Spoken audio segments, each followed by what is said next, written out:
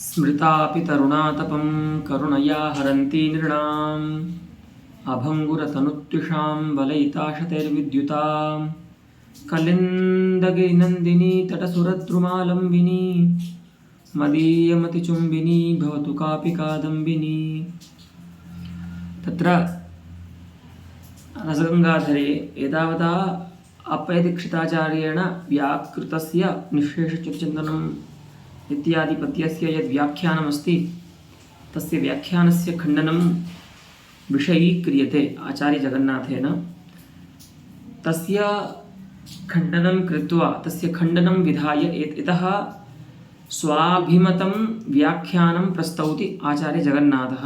एतावता अप्पयदीक्षितेन यद् मीमांसितं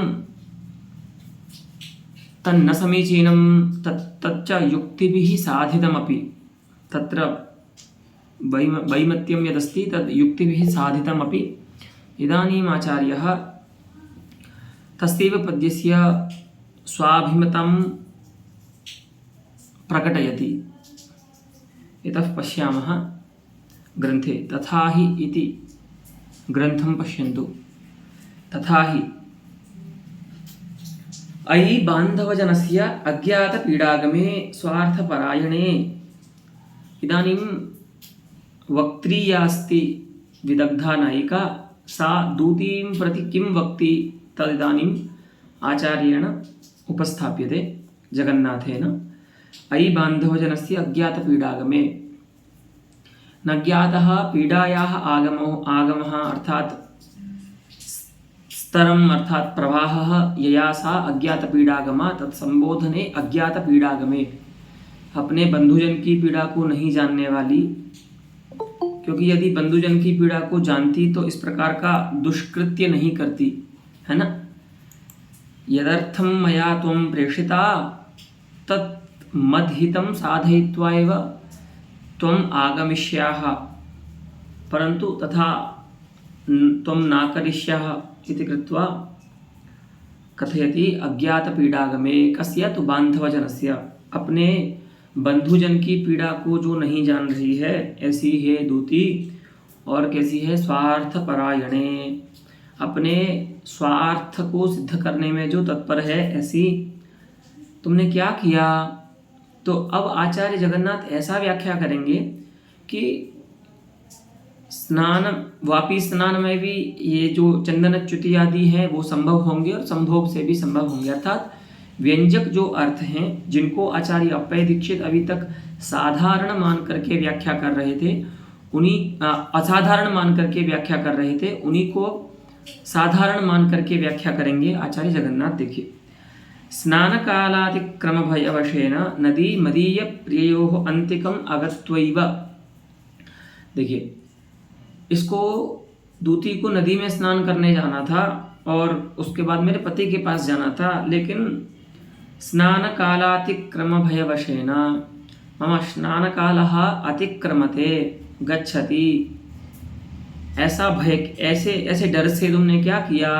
ना तो तुम नदी में ही गई स्नान करने, क्योंकि नदी अस्ति सुदूरम, अतः तत्रापि गंतुम महान कालक्षेपः अस्ति। अतः नदीमपि न गतवती इयं दूती। नदी को भी नहीं गई क्योंकि स्नान का जो समय है, स्नान काल जो है वो अतिक्रमित हो जाएगा, चला जाएगा। और मदीय प्रियस्यापि अंतिकम त्वं न गतवती, मेरे प्रिय के पास भी तुम नहीं गई। गई कहाँ? वापीं स्नातुम, तुम वापी में गई, क्योंकि वापी जो थी वो तड़ाग जो था वो पास में था। तो तुमने कहा ठीक है पहले स्नान कर लेते हैं ताकि हमारा स्नान का जो समय है वो भी न चला जाए। तो इतः मदंतिकात् त्वं गतासि, तुम मेरे पास से गई थी। न पुनस्तस्य, तुम उसके पास नहीं गई थी। किसके पास? तो परवेदनानभिज्ञतया।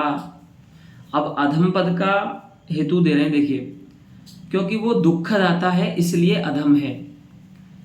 तो दुखदाता क्यों हो गया भाई? वो उसने ऐसा क्या दुख दे दिया?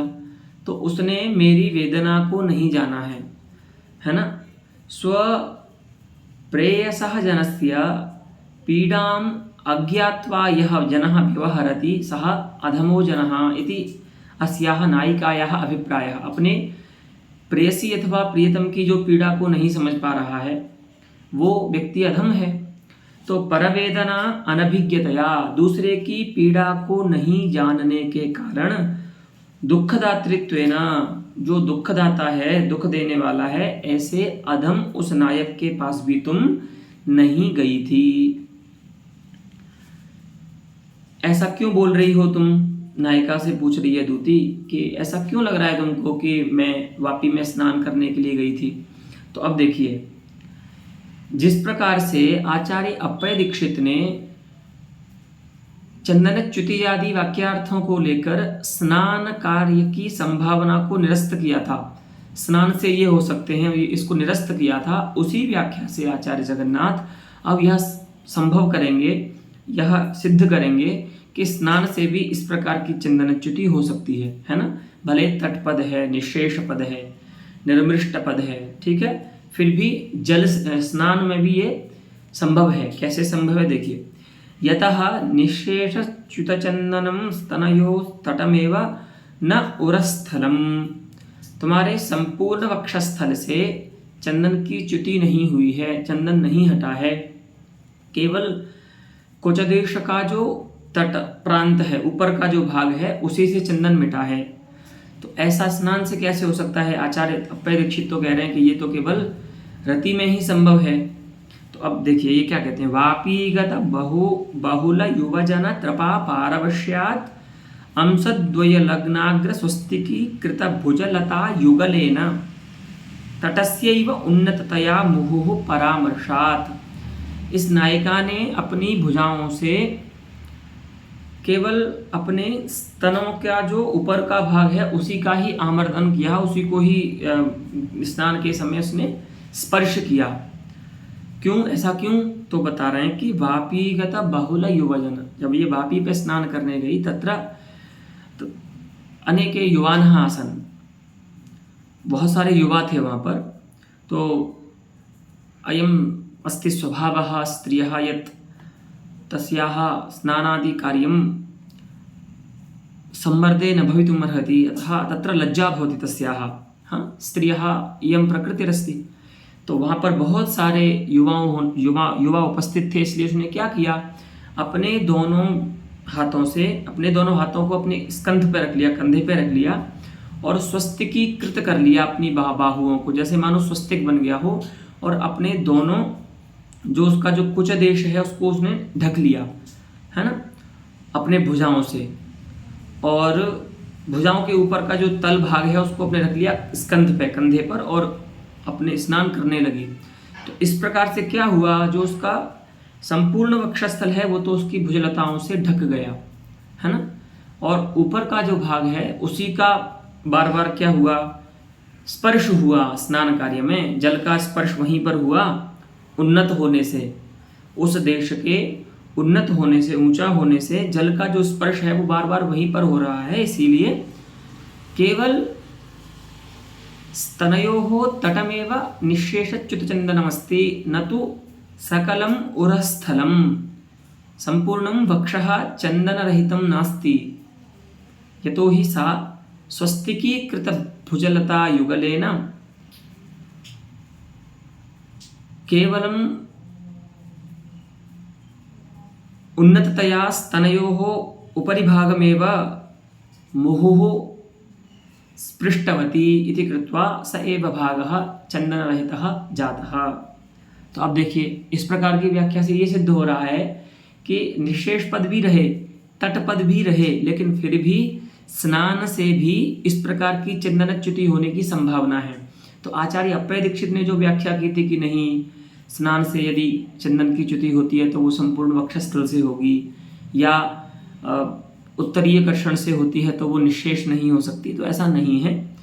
सभी विशेषणों के होने पर भी स्नान से भी, वापी स्नान से भी इस प्रकार का चंदन राहित्य हो सकता है। इदमस्ति हार्दम आचार्य जगन्नाथस्य अत्र।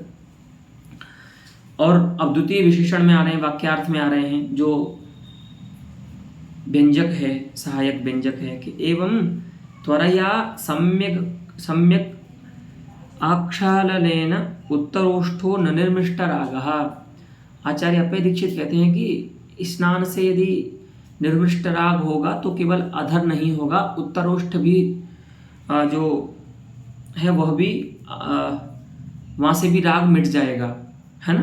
क्योंकि स्नान जब करेंगे तब तो पूरे मुख पर ही जल प्रक्षालन होगा, तो केवल अधर का राग मिटना वहाँ संभव नहीं है। लेकिन आचार्य जगन्नाथ कहते हैं कि नहीं, क्रिया विशेष से वहाँ पर भी केवल अधर का राग मिट सकता है। क्यों, बता रहे हैं। एवं त्वरया सम्यगक्षालनेन उत्तरोष्ठो न निर्मिष्ट रागा। बहुत शीघ्रता थी, क्योंकि युवा हैं, बहुत सारे उपस्थित हैं, पुरुष उपस्थित हैं और इसको स्नान करना है तो कुछ जल्दी है, क्योंकि वो स्वभाव में है स्त्री होने से इसके, तो थोड़ा जल्दी स्नान कर रही है, तो शीघ्रता के कारण इसने अच्छे से प्रक्षालन भी नहीं कर पाया है। तो ठीक से प्रक्षालन न करने के कारण जो इसका उत्तरोष्ठ है, ऊपर का जो होठ है, उस पर उससे राग नहीं मिटा है, अधर से मिट गया है। ये संभव है, इसलिए स्नान कार्य से भी इस प्रकार के राग का मिटना संभव है, ऐसा आचार्य जगन्नाथ कहते हैं। और दूसरी युक्ति देते हैं, अधरस्तु तदपेक्षया गंडूष जल रदन शोधनांगुल्यादीनाम अधिक संवर्धमावहतीति तथा। तो अब पूर्व पक्षी कहेगा कि भैया इतनी जल्दी है तो अधर पे कैसे जल आ गया, भाई इतना थोड़ी नहीं है कि मतलब दूरी अधर में और उत्तरोष्ठ में कि अधर पे जल आया और उत्तरोष्ठ पे जल नहीं पहुंच पाया, ऐसी कैसी शीघ्रता है। तो हो सकता है उसने जल से प्रक्षालन ही ना किया हो मुख पे, है ना, जल्दी से नहा करके और निकलना चाह रही हो। तो कहते हैं अगर ऐसा है तो अधर का राग कैसे मिट गया, अगर जल से प्रक्षालन नहीं किया तो अधर का राग कैसे मिट गया। तो उसके लिए बता रहे हैं, क्योंकि अधर जो है ना वो तदपेक्षया अर्थात उत्तरोष्ठापेक्षया किमस्ति, वह उत्तरोष्ठ की अपेक्षा, ऊपर का जो होठ है उसकी अपेक्षा गंडूष जल रदन शोधनांगुल्यादीनाम अधिक संवर्धम आवहति। गंडूष बोलते हैं ये जो हम हिंदी में उसको बोलते हैं कुल्ला करना, है ना। सुबह जब उठते हैं तो मुंह में जल लेकर के कुल्ला करते हैं, जब हम उसको बोलते हैं गंडूष, है ना, उस क्रिया को संस्कृत में। और रदन शोधन माने दंत धावन आदि, दंत धावन। तो अधर का राग तो इसलिए मिट गया क्योंकि जब नायिका मुख प्रक्षालन तो नहीं किया अच्छे से, लेकिन जब दंत धावन कर रही थी या कुल्ला कर रही थी, गंडूष जल लिया उसने, तो उसमें क्या हुआ, उसकी जो अंगुलियां थी वो उनका अधिक स्पर्श अधर से ही हुआ। ऐसे तो आप लोग भी रदन शोधन आदि करते हैं सुबह, तो आपने अनुभव भी किया होगा कि अंगुलियों का जो अधिक स्पर्श है वो अधर से ही होता है, ओष्ठ से नहीं होता है इतना, ठीक है। तो कह रहे हैं कि संभव है जब उसने दंत धावन किया अथवा गंडूष जल लिया तो उसके अधर से ही उसकी अंगुलियों का संपर्क हुआ, उत्तरोष्ठ से नहीं हुआ। इसीलिए अंगुल्यादीनाम महांतम सम्मर्दम अधरः एव उत्तरोष्ठापेक्षया अधिकमावहति इति कृत्वा अधर एव निर्मिष्टरागः समजायत न तो उत्तरोष्ठः, है ना। ऊपर का ओठ जो है उसका वो राग से रहित नहीं हुआ क्योंकि वहां पर नायिका ने स्पर्श नहीं किया। तो एवं अधरस्य रागराहित्यं यदस्ति यत्र विशिष्टं तदपि वापि स्नानेन युक्तमस्ति। अतः यथा दीक्षिताचार्यः व्याख्याति यत्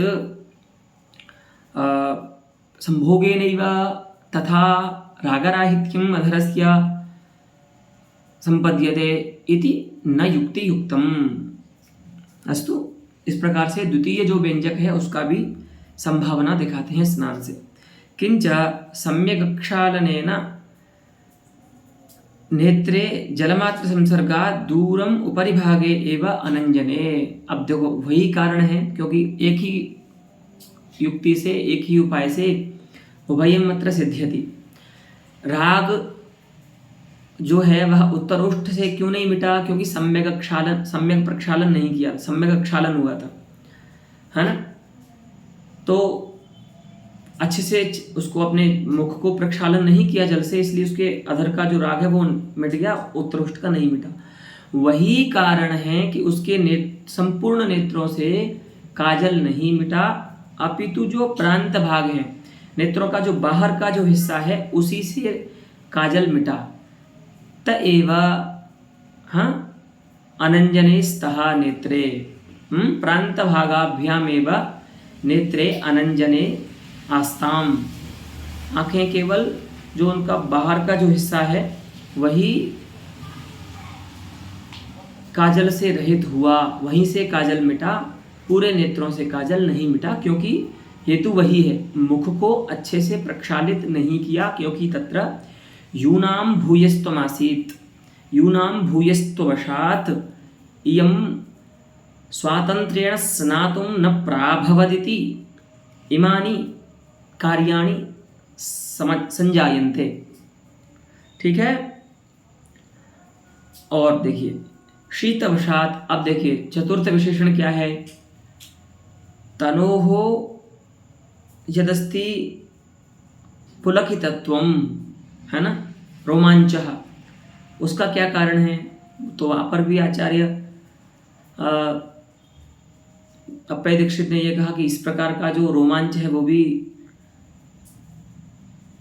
संभोग से ही संभव है, स्नान से संभव नहीं है। तो कह रहे हैं आचार्य नहीं, शीतवशात तानवाच्य, एक तो इसका जो तनु है वह बहुत कृश है, ये दूती है ना, तो जो कृश व्यक्ति होता है, कृश माने पतला, है ना, तो अधिक जो पतला व्यक्ति होता है उसको सर्दी ज़्यादा लगती है, ऐसा हम लोग भी व्यवहार में देखते हैं। सर्दियाँ जब आती हैं तो जो पतला व्यक्ति होगा उसको ज़्यादा सर्दी लगती है। और एक और कारण दे रहे हैं कि शैत्यवशात, है ना, शैत्य के कारण, और ये कुछ अधिक यह पतली है नायिका, इसलिए भी इसका जो शरीर है वो रोमांचित हो रहा है, पुलकित हो रहा है, इसमें केवल संभोग ही कारण नहीं है। ठीक है, तुम्हारा शरीर शैत्य के कारण, तो भाई जब आपने देखा होगा कभी स्नान करना पड़े सर्दियों में बाहर, जैसे कभी हम तीर्थ आदि में जाते हैं, हरिद्वार गए या प्रयाग गए, तो सर्दियों में जैसे हम कुंभ में जाते हैं तो जनवरी का महीना होता है, जनवरी फरवरी का महीना होता है, और प्रयाग की ठंडी बहुत भयानक होती है उस समय। तो वहाँ पर सुबह जब ये तीर्थ स्नान होता है त्रिवेणी में, तो बहुत शरीर कांपता है एकदम, और रोमांचित हो जाता है पूरा शरीर, है ना। तो वही कह रहे हैं यहाँ पर आचार्य जगन्नाथ कि यह जो शरीर का रोमांच है उसका कारण है शैत्य, और इसका जो कृशता है, शरीर का जो पतलापन है दूती का, इसलिए इसका शरीर जो है वह पुलकित हो रहा है। तो इमानि सर्वाण्यपि विशेषणानि ये वाक्यार्थाः सन्ति, ते सर्वेपि वाक्यार्थाः विशेषणवाक्यार्थाः सहायकव्यञ्जकाः सर्वेपि स्नानेनापि सम्भवन्ति। तर्हि यथाचार्यः अप्पयदीक्षितः व्याकरोति यत् केवलं संभोगेनैव येषां संगतिः येषाम् उत्पत्तिः इति न समीचीनं वचः। एवं तस्याः विदग्धायाः तात्पर्यैवोक्ति उचिता, अन्यथा वैदग्ध्य भंगापत्तेः। अब देखिए, तो व्यंग्य तो यहाँ पर संभोग ही होगा, दूती संभोग रूप जो कार्य है। तो पूर्व पक्षी कहेगा कि इस प्रकार से ऐसी संभावना करने की क्या आवश्यकता है वाक्यार्थों की कि वो स्नान से भी संभव है, सीधा कहे नायिका, क्या दिक्कत है। जो विद्वान लोग होंगे वो समझ जाएंगे कि यह नायिका अपने पति को दूती संभोग रूप हीन कर्म के कारण ही अधम कह रही है। तो आचार्य जगन्नाथ कहते हैं कि नहीं, ये नायिका जो है ना वो विदग्ध नायिका है ना। कोई भी विदग्ध नायिका जो अच्छी स्त्री होती है वह अपने पति को अपने सखियों के सामने, है ना, अकेले में चाहे भले ही वो उसको पिटाई भी लगा दे, लेकिन समाज में उसको वह अपशब्द से नहीं कहेगी, और किसी गलत काम के लिए तो अपशब्द नहीं बोलेगी, है ना। माने उसका दूती संभोग रूप हीन कर्म कर्तृत्व प्रकाशन नहीं करेगी वो, कि मम नायकः दूती संभोग रूपम हीनम कर्म अकार्षीत इति हीन कर्म कर्तृत्वं स्वपत्युः काचित् विदग्धा वनिता न प्रकाशयति। कोई भी उत्तम नायिका अपने पति का हीन कर्म को प्रकाशित नहीं करेगी। इसीलिए इस प्रकार से हमको व्याख्या करनी चाहिए कि वह दूती को बच्यावस्था में तो वापी स्नान ही बता रही है कि तुम्हारे वापी में स्नान करने से इस प्रकार का तुम्हारा लक्षण दिखाई दे रहे हैं। अच्छा, अगर वो ऐसा नहीं करेगी, गूढ़ तात्पर्य से नहीं कहेगी, तो उसका जो वैदग्ध्य है, उसका जो चतुरता है ना, वो भंग हो जाएगी, समाप्त हो जाएगी, है ना। एक जैसे कोई भी अकुलीना या स्वेच्छाचारिणी नायिका होती है, जैसे वो कह सकती है, वैसे ही ये भी हो जाएगी उसके समान। इसका जो वैदग्ध्य है, इसका जो वैदुष्य है, इसकी जो चतुरता है, वो समाप्त हो जाएगी अगर ये अपने तात्पर्य को गूढ़ उक्ति में निहित नहीं करती है तो। ठीक है, इस प्रकार से आचार्य जगन्नाथ उक्त पद्य की व्याख्या करते हैं, जिसका मूल ये है कि अत्र यावन्तः वाक्यार्थाः चन्दनच्युतादयः सन्ति ते वाक्यार्थाः वाच्यावस्थायां स्नानेनापि सम्भवन्ति, अतः तेषां मुख्यवाक्यार्थे बाधा नास्ति। इसलिए मुख्य वाक्यार्थ जो है वापी स्नान रूप वाक्यार्थ, उसमें उनका बाध नहीं है, क्योंकि और फिर उसमें आचार्य अप्पय दीक्षित ने जो बताया था कि निशेष पद होने से, तट ये जो विशेषण है इसके होने से, निर्मृष्ट पद के होने से, जो संभोग मात्र जन्यता थी इनमें, वो कैसे उत्पन्न होगी, तो आचार्य जगन्नाथ ने बताया कि नहीं, उन सभी विशेषणों के होने पर भी विशेष परिस्थिति में ये सब वापी स्नान से भी हो सकते हैं। मान लीजिए वहाँ पर बहुत सारे पुरुष उपस्थित थे, इसलिए नायिका ने भयमुक्त होकर के स्नान नहीं कर पाया, बहुत जल्दी से उसने स्नान किया और अपने वक्षस्थल को उसने दोनों हाथों से ढक रखा था, इसलिए चंदन पूरे वक्ष से नहीं मिटा, केवल ऊपर का जो भाग है उसका जो वक्षस्थल का, उसी से चंदन मिट गया। मुख का प्रक्षालन अच्छे से नहीं किया, इसलिए नेत्रों का जो काजल है वो संपूर्ण नहीं मिटा। अधर का जो राग है वो इसलिए मिट गया क्योंकि दंत धावन आदि जो क्रिया है उसमें उंगली का जो स्पर्श है वो केवल अधर मात्र से होता है, तो रुष्ट से नहीं होता। इस प्रकार से युक्तियों से स्नान कार्य से भी ये संभव है, ऐसा साधारण्य प्रतिपादित किया आचार्य जगन्नाथ ने सभी व्यंजक अर्थों का। ठीक है, एवं साधारणेषु एषु अर्थात एषु सहायक व्यंजकेषु साधारणेषु सत्सु, जब ये साधारण हो जाएंगे तो क्या होगा, मुख्यार्थे बाधा भावात्।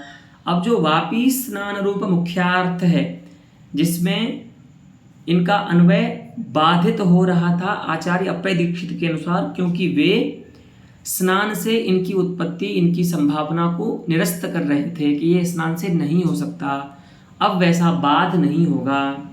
और तात्पर्यार्थ जो है वह भी झटिति माने शीघ्र ही ज्ञात नहीं होगा कि अच्छा, तो यहाँ पर जो नायिका है वह अपने नायक को दूती संभोग रूप हीन कर्म के कारण अधम कह रही है, ऐसा जो तात्पर्य है वो भी शीघ्र पता नहीं लगेगा, क्योंकि वो तो व्यंजना का विषय है ना, लक्षणा का विषय तो नहीं है।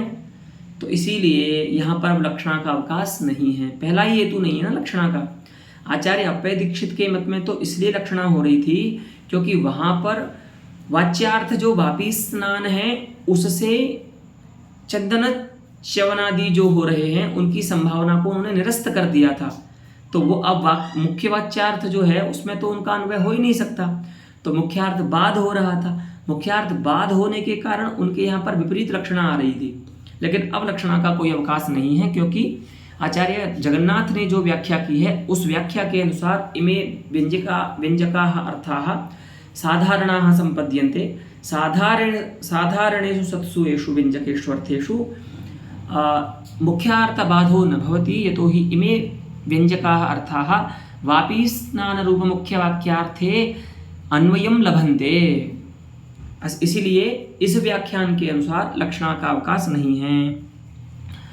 अब भैया मुख्य मुख्य व्यंग्य तक भी तो पहुंचना है, तो वहां तक कैसे पहुंचेंगे? तो उसके लिए बताते हैं अनंतरम च। एक बार आपने वाक्यार्थ का ज्ञान कर लिया, सभी जो व्यंजक अर्थ हैं, विशेषण वाक्यार्थ हैं, उनका आपने अन्वय कर लिया वाच्यार्थ में कि ठीक है, क्योंकि तुम्हारा शरीर इस प्रकार से दिख रहा है, तुम्हारी स्थिति इस प्रकार की है, इसीलिए तुम झूठ बोल रही हो, तुम तो यहाँ से वापी में स्नान करने के लिए गई थी, मेरे नायक के पास नहीं गई थी। इस प्रकार का वाच्यार्थ का ज्ञान हो जाने पर अनंतरम च, ठीक है, अनंतरम नाम एवं स्वरूपे वाच्यार्थे सिद्धे ज्ञाते सति वाक्यार्थ प्रतिपत्तेः परम वक्तृबोधव्य नायकादीनां वैशिष्ट्यस्य प्रतीतौ सत्याम। अब जो कि आपको व्यंजना तक पहुंचना है ना, तो मुख्यार्थ बात तो है नहीं, और अनेकार्थक शब्द भी नहीं है जिससे अभिधामूल व्यंजना हो, मुख्यार्थवाद नहीं है इसलिए लक्षणामूल व्यंजना भी नहीं हो सकती, तो आर्थी व्यंजना होगी। आर्थी व्यंजना कब होती? जहाँ होती है वहाँ पर आपको पता है व्यंजक जो अर्थ है उनका वैशिष्ट्य का ज्ञान होना चाहिए, है ना, वहाँ पर वक्ता और बोधव्य आदि का वैशिष्ट्य जानना आवश्यक है, तभी आपको व्यंग्यार्थ का ज्ञान होता है। तो इस प्रकार से वाच्यार्थ का ज्ञान हो जाने पर, वाक्यार्थ का उपपत्ति हो जाने पर वक्ता, तो वक्ता कौन है यहाँ पर? अत्र वक्ता अस्ति विदग्धा नायिका या विरहं सेवते, स्वपत्युः विरहं सेवते, तादृशी विदग्धा वनिता अत्र वक्त्री अस्ति। पुनः बोधव्यः कः अस्ति? तो बोधव्या अस्ति अत्र स्वेच्छाचारिणी दूती, तस्याः विदग्धायाः स्वतंत्र विहारिणी स्वेच्छा विहारिणी दूती। बोधव्य कौन है? स्वेच्छाचारिणी जो दूती है। ये आपको सहृदय के रूप में ज्ञान करना आवश्यक है कि बात कौन बोल रहा है यहाँ पर, और जिसके प्रति बात कही जा रही है वो व्यक्ति कौन है। अगर आपको ऐसा ज्ञान नहीं है तो फिर वहाँ पर दूती संभोग रूप जो हीन कर्म है वो व्यंग्य नहीं होगा, ठीक है। तो आपको पहले वक्ता का ज्ञान हुआ, तो वक्ता यहाँ पर नायिका है जो विरहिणी है, अपने पति से उसका विरह हो गया है। दूती जो बोधव्य है, जिसके प्रति वाक्य बोला जा रहा है, वो व्यभिचारिणी दूती है, स्वेच्छाचारिणी है, तो उसका भी ज्ञान हुआ। उनका ज्ञान हो जाने पर नायिका वक्तृबोधव्यादीनां प्रतीतौ सत्याम। अब जो अधम पद है वो अपना काम करेगा प्रारंभ, देखिए, ठीक है, ये प्रक्रिया है, इस प्रक्रिया को ध्यान में रखिए। आचार्य जगन्नाथ पूरा बता रहे हैं कि व्यंजना कैसे कार्य करती है। देखिए, पहले आपको वाच्यार्थ का जो ज्ञान है, वाक्यार्थ जो मुख्य वाक्यार्थ है, वाच्यार्थ रूप उसका ज्ञान होगा। उसके बाद वक्ता बोधव्यादि का ज्ञान होगा, उनका वैशिष्ट्य आप जानेंगे। उसके बाद जो व्यंजक पद है वो अपना कार्य प्रारंभ करता है, उसमें व्यंजनावृत्ति का आगमन होगा। अब वो बता रहे हैं, सत्याम अधम पदेन स्वप्रवृत्ति प्रयोजकः। अधम पद के प्रयोग अधम पद की प्रवृत्ति का जो प्रयोजक है, स्वम नाम अधम पदम तस्य प्रवृत्ति प्रयोजकः यह धर्मः। तो उसकी प्रवृत्ति के प्रति क्या कारण है, उसके प्रयोग के प्रति क्या कारण है, प्रयोजक क्या है? तो दुःखदातृत्व रूपः धर्मः। नायक में जो दुःखदातृत्व रूप धर्म है ना, वह धर्म नायिका को प्रेरित कर रहा है अधम पद का प्रयोग करने के लिए। स्वम नाम अधम पदम तस्य प्रवृत्तिर्नाम प्रयोगः, तस्य शब्दस्य प्रयोगः, तस्य प्रयोगस्य प्रयोजकः कः अस्ति, कारणं किमस्ति? तो दुःखदातृत्वरूपः यः धर्मः नायकवर्ती अस्ति, सः धर्मः अधमपदस्य प्रवृत्तिप्रयोजकः अस्ति।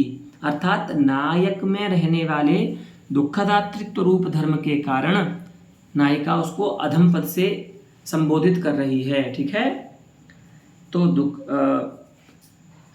धर्मः साधारणात्मा वाच्यार्थ दशायाम अपराधांतर निमित्तक दुःखदातृत्व रूपेण स्थितः। वाच्यार्थ जो है, वाच्यार्थ अवस्था में उसका क्या अर्थ है अधम पद का? तो अपराधांतर निमित्तक दूती संभोग रूपहीन कर्मणः अन्ये ये अपराधाः सन्ति तेषाम् अपराधानां कारणात् वाच्यार्थ दशायाम् इयं नायिका तम अधमम ब्रूते। ये उसको अधम क्यों कह रही है वाच्यार्थ दशा में? तो साधारण रूप से वो दुख देता है। कोई दूसरा अपराध के कारण जिसने दुख दिया है तो उसमें द्वितीय संभोग रूप अर्थ नहीं आएगा।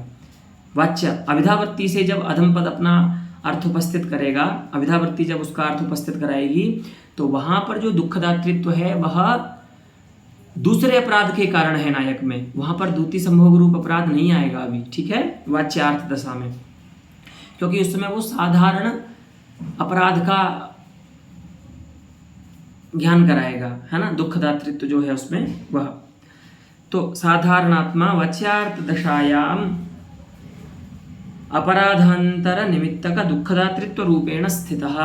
वाच्यार्थ दशा में दूसरे अपराधों के कारण जो धर्म उसमें स्थित है, ठीक है, दुखदातृत्व रूप धर्म स्थित है साधारण रूप से।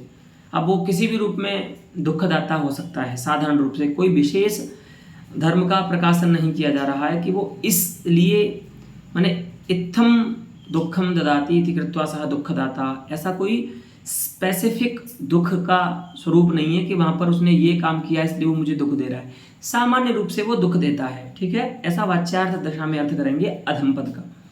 लेकिन व्यंजना व्यापारेण, है ना, व्यंजना व्यापार से क्या करेगा? दूती संभोग निमित्तक, दूती संभोगम निमित्तम यस्य तत् दूती संभोग रूप निमित्तकम। दूती संभोग है कारण जिसका, अर्थात दूती संभोग रूप अपराध है कारण जिसका, ऐसा जो दुखदातृत्व, ठीक है, तदरूप जो दुखदातृत्व है तदाकारेण पर्यवस्यति। देखिए वाच्यार्थ दशा में तो सामान्य दुख देने वाला है, किसी कोई भी दुख हो सकता है, कोई भी अपराध को लेकर के, माने दूती के संभोग से अतिरिक्त कोई सामान्य अपराध को लेकर के जो दुखदाता है।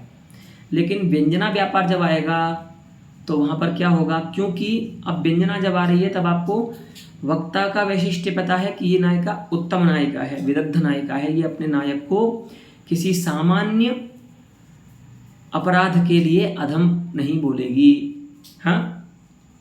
और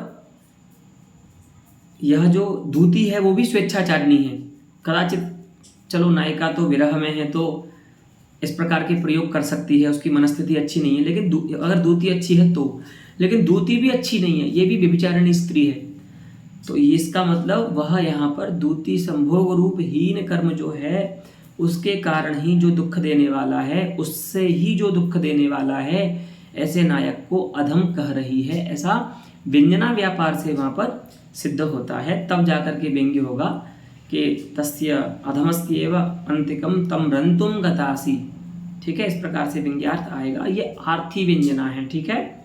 इस प्रकार से यहाँ पर आचार्य जगन्नाथ निरूपण करते हैं और अंतिम में बोलते हैं इति आलंकारिक सिद्धांत निष्कर्षः।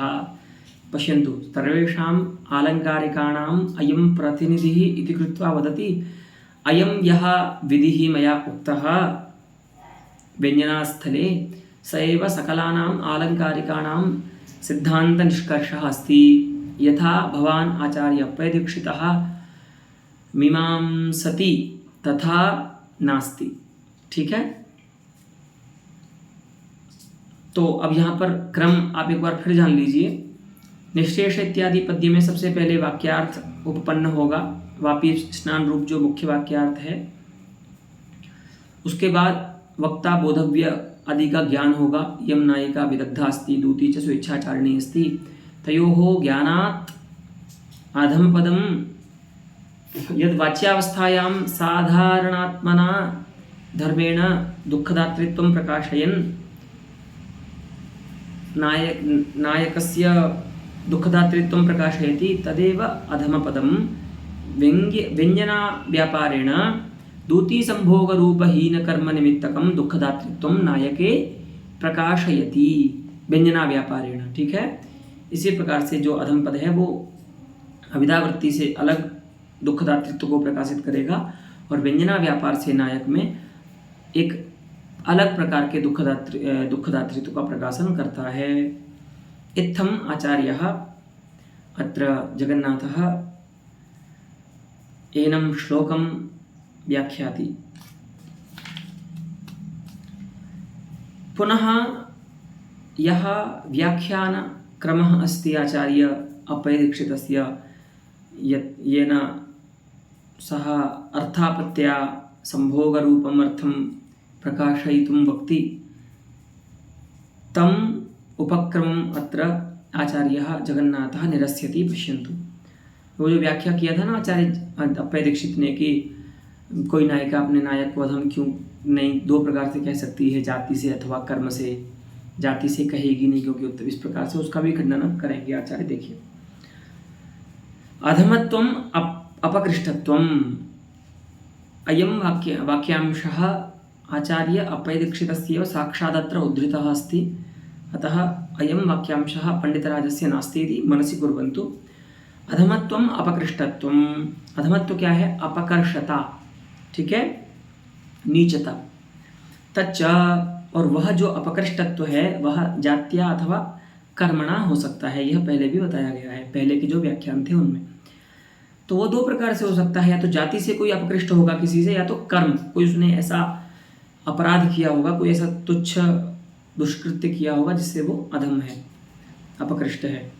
तत्र जात्यापकर्षम न उत्तम नायिका नायकस्य वक्ति, वहाँ पर जो उत्तम नायिका है वह अपने नायक का, अपने पति का जाति से अधमत्व, अपकृष्टत्व प्रकाशित नहीं करती, क्योंकि सा तम पतित्वेन अवृणोत्, अतः पूर्वं पतित्वेन चितस्य नायकस्य इदानीं जात्या अपकृष्टत्व प्रकाशनं तस्याः एव अपश्रेयसे अस्ति, तस्या एव अपयशसे अस्ति। इसीलिए जात्या वो उसका अपकृष्टत्व प्रकाशित नहीं करती है। नापि स्वापराध पर्यवसायी दूती संभोगातिरिक्तेन कर्मणा, और ना ही दूती संभोग से अतिरिक्त किसी कर्म से, किसी अपराध के फलस्वरूप उसको अधम कह रही है। वो अपराध पर्यवसायी नाम अपराध फल जनकत्वेन, अपराध फलजन्यत्वेन, कि कोई उसने ऐसा अपराध किया जिसके कारण वो उसको अधम कह रही है, तो ऐसा भी नहीं है। अर्थात दूती संभोग रूपम एव तादृशम हीनम कर्म अस्ति यद् येन इयं तम अधमम् इति कथयति। तादृशं च दूती संप्रेषणात् प्राचीनं सोढमेवेति नोद्घाटनार्हम् इतीतर व्यावृत्या संभोग रूपमेव पर्यवश्यति।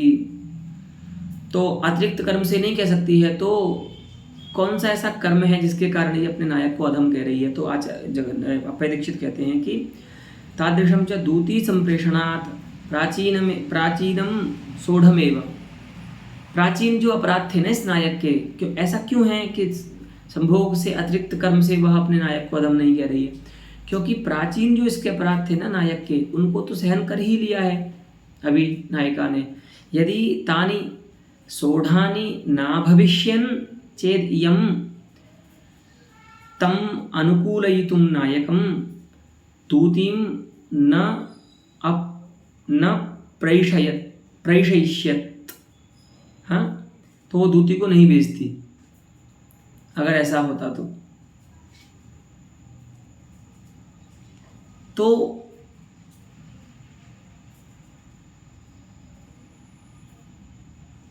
इसीलिए संभोग रूपेण कर्मणा अतिरिक्तं तादृशं कर्म नास्ति येन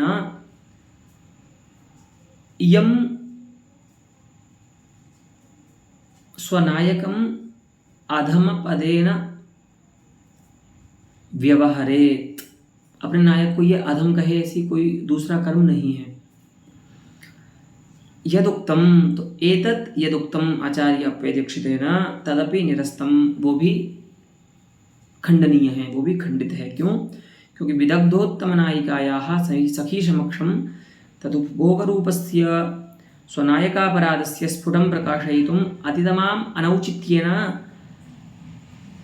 देखो, आप जो कह रहे हो ना कि दूती संभोग रूप कर्म से अतिरिक्त कोई कर्म नहीं है जिससे आप ये अपने पति को अधम कहे, ऐसा नहीं है।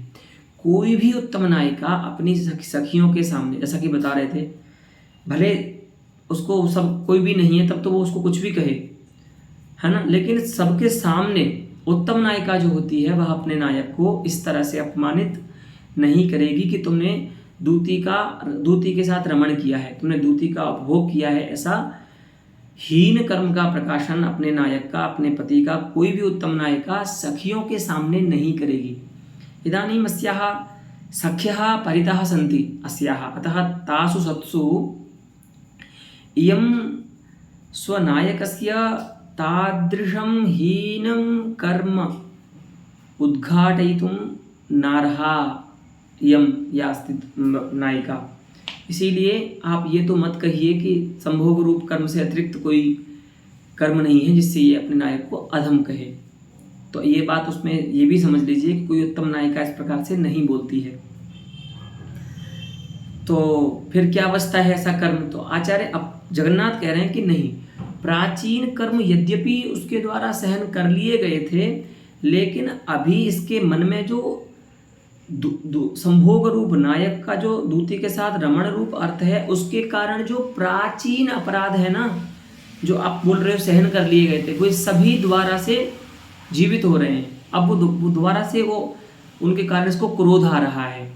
तो प्राचीनानामेव सोढ़ानाम अपि, सहन कर लिए गए भी जो प्राचीन अपराध हैं वे सब पुनः जीवित होकर के और इसको अधम कहने के लिए मजबूर कर रहे हैं नायिका को वाच्यावस्था में, है ना। ऐसा होता भी है कई बार, हम प्राचीन अपराधों को भूल भी जाते हैं, लेकिन जब कोई वही व्यक्ति बड़ा अपराध करता है तो हमको फिर प्राचीन जो उसके अपराध हैं उनके कारण भी उस पर क्रोध आने लगता है ना। तो षोढ़ानाम अपि प्राचीनानामेव अपराधानाम असह्यतया, है ना, उनको ही नहीं सहन कर पाने के कारण जो प्राचीन अपराध हैं भले वो सहन कर लिए गए थे, लेकिन अभी वो दोबारा से याद आ रहे हैं इसको। इसीलिए दूतीम प्रति तेषामेव प्रतिपिपादयिषितत्वात्, प्रतिपादयितुम इष्टम प्रतिपिपादयिषितम, ठीक है। प्रति उपसर्ग पूर्वक पद धातु है निच, है ना, उसका बनेगा, और सन प्रत्यय करेंगे, फिर तो प्रत्यय करेंगे भाव में, और उसके बाद करेंगे उसमें त्व प्रत्यय। इस प्रकार से रूप बनेगा प्रतिपिपादयिषितत्वात्। तो प्रतिपिपादयिषति अर्थात प्रतिपादयितुम इच्छति, ठीक है, इच्छार्थ में सन प्रत्यय होता है। तो प्रतिपिपादयिषितत्वात् अर्थात प्रतिपादयितुम इष्टत्वात्, तेषां प्राचीनानामेव कर्मणाम प्रतिपादयितुम इष्टत्वात्। वाच्यावस्था में जो अधम पद है, उस अधम पद के द्वारा नायिका प्राचीन सहन कर लिए गए अपराधों को ही दूती के प्रति पुनः प्रकाशित करना चाह रही है। इति दिक् इति व्याख्या प्रकारस्य दिगस्ति। इतोपि अत्र विचारावकाशः अस्ति, यत्र विपश्चितः अवश्यं चिन्तयितुं शक्ष्यन्ति इति उक्त्वा अत्रैव व्याख्यानादस्मात् विरमत्याचार्य जगन्नाथः। अस्तु। आचार्यः किमिति? अत्र अन्तिमे गत्वा किमस्ति इत्युक्ते प्रतिपिपादयिषितत्वात् प्रयोजनं किञ्चित् पृथक् प्रदर्शितम् इति मन्ये। नहीं, वाच्यावस्था में सुनिए, वाच्यावस्था में तो अधम पद का आपको युक्ति देनी होगी ना। वाच्यावस्था में तो युक्ति देनी ही होगी, तो वाच्यावस्था में अधम क्यों कह रही है? तो वाच्यावस्था में क्योंकि आपने आपके अनुसार जो माने आचार्य अप्पय दीक्षित के अनुसार तो वो किसी भी अवस्था में अधम दूती संभोग रूप अतिरिक्त कर्म से नहीं कह सकती ना। तो दूती संभोग रूप अतिरिक्त कर्म से नहीं कह सकती, तो फिर तो वाच्यावस्था में अधम पद की संगति कैसे होगी? अपकृष्टता, जो वाच्यावस्था में अपकृष्टता है उसकी संगति कैसे होगी? तो क्या कोई उत्तम नायिका अपनी सखियों के सामने अपने नायक को सीधा ऐसे कह सकती है क्या? वाच्य कर सकती है क्या कि तूने दूती के साथ रमण किया है, इसलिए तुम अधम हो, नीच हो, है ना। एवं तो ऐसा तो वाच्यावस्था को लेकर के ऐसा बोल रहे हैं। व्यंग्यावस्था में तो अधम पद का वही अर्थ होगा, बताया ना स्वयं अभी आचार्य ने। जी वाच्यावस्था में इस प्रकार का अर्थ होगा कि यद्यपि उन प्राचीन अपराधों को सहन कर लिया गया है, लेकिन इसके मन में ये जो महान अपराध है दूती संभोग रूप, उस अपराध के कारण जो प्राचीन अपराध थे वो भी अब असह्य हो उठे हैं, और असह्य होने के कारण उन अपराधों का प्रकाशन करना चाहती है वो दूती के प्रति, ठीक है, वाच्यावस्था में,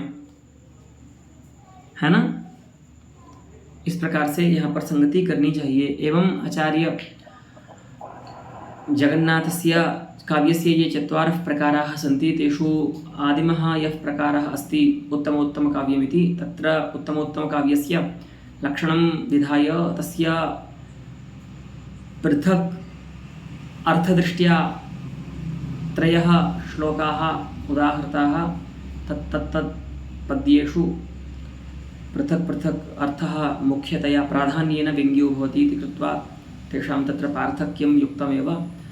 पुनः आचार्य अप्पयदीक्षितेन चित्रमीमांसायाम् उत्तमकाव्यस्य उदाहरणतया उदाहृतं यत् पद्यमस्ति, तत् पद्यं तु सम्यगेव उदाहृतं तत्काव्यस्य उदाहरणतया, परन्तु यथा व्याख्यातं तत्पद्यं तन्न समीचीनम् इति तत्र यद् वैमत्यमस्ति आचार्यजगन्नाथस्य तदपि प्रकाशितमाचार्येण। इत्थम् अनेनैव विमर्शेण इदं प्रकरणम् अत्र समाप्तं भवति। इतः अग्रे आचार्यजगन्नाथः प्रतिज्ञातस्य द्वितीयस्य काव्यस्य लक्षणं करिष्यति, उत्तमकाव्यस्य लक्षणं करिष्यति। एतावता अत्रैव पाठः समाप्तः भवति।